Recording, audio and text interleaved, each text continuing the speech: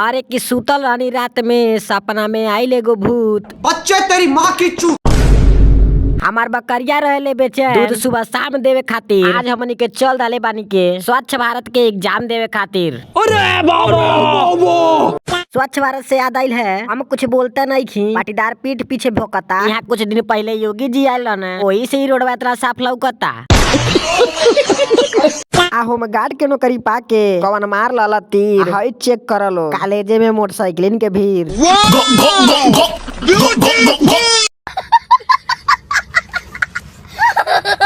फटाफट कॉलेज में गईला के बाद आ एग्जाम दे के आइला के बाद हम वीडियो बनाए में बड़ा मेहनत करेनी। तू लोग हमके फॉलो करबा लोग, ई बात तो लाजमी बा। इतना ज्यादा भीड़ है कि हम लोग खुद नहीं पहचान पा रहे हैं कि कौन अपना है। आ हमनी के एग्जाम में फेल होके के सन ई खुशी में पर्दार द्वारा गांव में मिठाई बटा गई। अब घरे चला तनी काहे के मन के स्कूटर के चार्जर आ गई।